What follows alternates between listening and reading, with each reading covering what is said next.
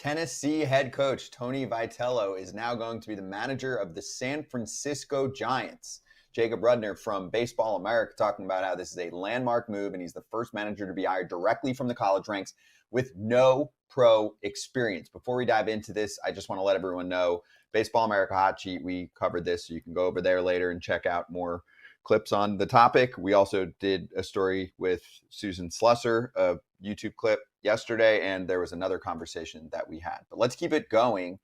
I'll add one more new bit of news from Bob Nightingale. He said he's going to take a pay cut. Wow. 3.3 mil salary and benefits is what he was currently making at Tennessee. Bob said, don't forget, Bob Melvin is still on contract for 2026 at $4 million. I don't really care. I mean, that's pretty common. But he's just pointing out that at least according to his sources, Tony Vitello will make less per season to start here with San Francisco. That makes me even more curious. He didn't even play pro ball. No, he did not. He has no pro experience at all. Yeah. Like not even like I can like at least Murph played a little bit, and Murph coached for a while, and he went from, then he was a bench coach before, he did a bunch of things in the minor leagues, managed in the minor leagues and stuff before he got a job. But to go right from college to big leagues, man, I don't know, Kip, you're going to have to talk on this. I didn't go to college, but you don't have to run a spring training in college. You can't threaten kids with, hey, if you don't do what I say, I'll make you transfer and take your scholarship. There's none of that. You get what you get. In college, you get to pick the players, man. You get to say, I'm recruiting you, and I'm recruiting you, and I'm recruiting you. And in the big leagues, they just say, here's your team, go play with them. And it's short term, too, in college. I mean, in the big leagues, sometimes you might have a guy for 10 years. You got to be really careful about how you manage relationships. All right, so enough from us.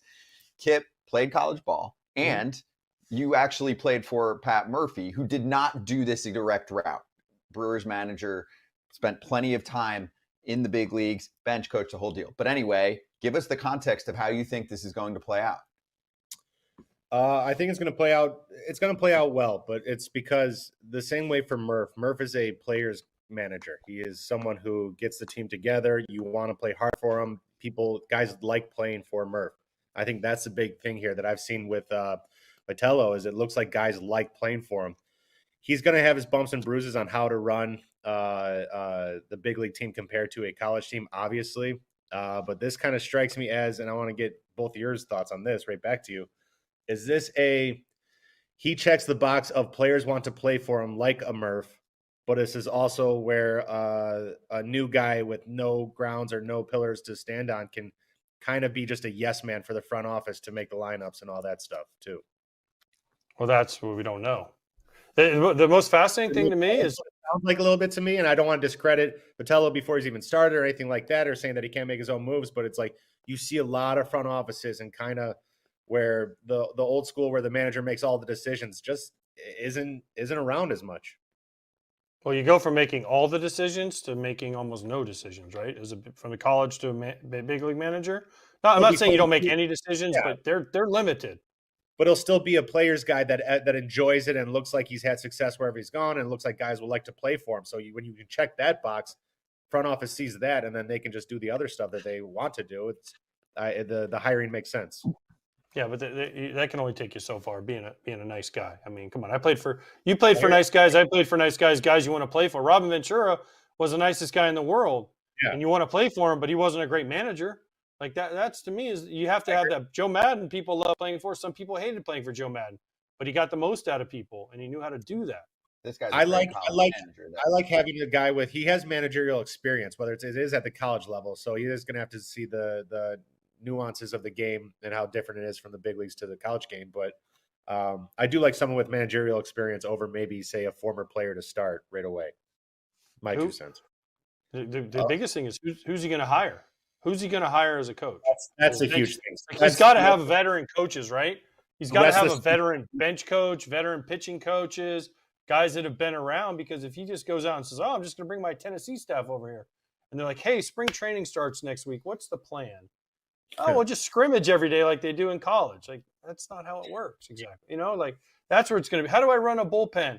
In the big leagues, you have 26 guys. In college, you have, it used to be like 40 guys. Now it's down to 36, I think. Yeah. So many more options, Guys only pitch once a week. Who do I set up here and there? I don't have to recruit guy. I don't know. It's fascinating to me. It's a fascinating hire, good or bad, however it works out. Here's the one thing where I disagree with people that say, why would he leave there? I mean, he's a coach / manager. Just because he's doing this successfully at Tennessee for years doesn't mean that he doesn't have goals of being a big league manager and winning a World Series. How many kids grow up and say, I want to win a World Series versus how many kids grow up and say, I want to win a college World Series? You always start with World Series. Mm-hmm. So I don't want to discount that part, Kip. I mean, is he taking a pay cut? Maybe, probably, right? According to the report, but he might have gotten more than 3 years. So there's still some security there. And he spent 8 seasons already at Tennessee. He's won there. Like, you kind of accomplished it all. You have to deal with more of the NIL crap now, which a lot of college coaches that have a lot of power get pissed about. So it makes sense to me. You get to be under Buster Posey, who is a very different front office exec from most of the others. And he played, and he has a lot of respect for the college game. He loved his time at FSU. So to me, it all adds up and makes sense. And here's the cherry on top for me, Kip. Tony Vitello is going to be known forever as the guy that did this. And if he does this successfully, he will pave the way for others to do this and will be a pioneer. That's cool. That's a legacy building moment. Oh, I don't question at all why he's doing it. I completely understand his side. I completely. It is such a big jump, and like you said, the personal goals and aspirations, and you want to be a World Series manager, and you want to be a major league manager. The guy's taking a pay cut to do it. That is absolutely the goal, is to get to the big leagues in any aspect of the sport. So no, I don't question why Vitello is doing it, and there will be the entire rest of the league will be watching how this plays out to see if it can work or not, and then that'll open up the floodgates to more college coaches maybe doing it down the road if this works out.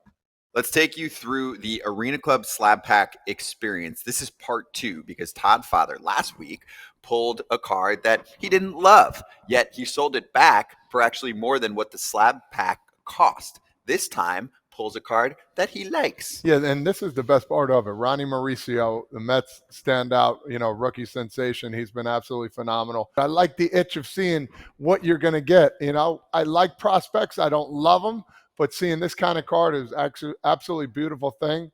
I know a couple people around town that would absolutely love that card. So there's going to be a lot of conversations going on here for Arena Club. And what you do is you have it in your digital showroom. If you want to hand it out locally, then cool. You ask Arena Club to send it to you, and they do, or you can sell it back like you see there. Instant offer for $193, but he's keeping it. And you can do what Todd Father does by going to arenaclub.com/foul and getting 20% off your first card purchase or your first slab pack purchase. What do you think is going to be the toughest thing for him at the jump? Like, Lance Lynn's on this show sometimes, and I heard him the other day on the radio say that the speech in spring training for him actually matters more than most because it's different and you just want to hear what he has to say, and just the way that he's perceived right from the jump in spring training. Like, hey, let's give this guy a chance. He has had a lot of success. Do you think that, something in spring training really matters? Like, what's the moment where it's going to be like, okay, he's got these guys? I think he's going to be good at that. I think it's going to be more, comes down to what AJ was saying, and more about running a bullpen, running an organization, almost a big league team for the first time rather than a college team. I think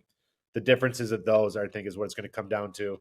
I think he'll get the room behind him and with a good speech, and he'll have the respect of the guys before the season starts. But it'll be interesting to see maybe in that first month, let's say April comes around and you see him maybe make a couple wrong moves or put in the wrong guys or start different players that aren't supposed to be starting. It's like, that's when you'll start to question it. But going into it, I think he'll be fine with getting the team behind him. I think it starts now. The minute he's hired, he's going to start having to reach out to guys. I feel like he's going to have to start reaching out to Logan Webb and Rafael Devers and Willie Adames and getting them on his side. I mentioned Robin Ventura before.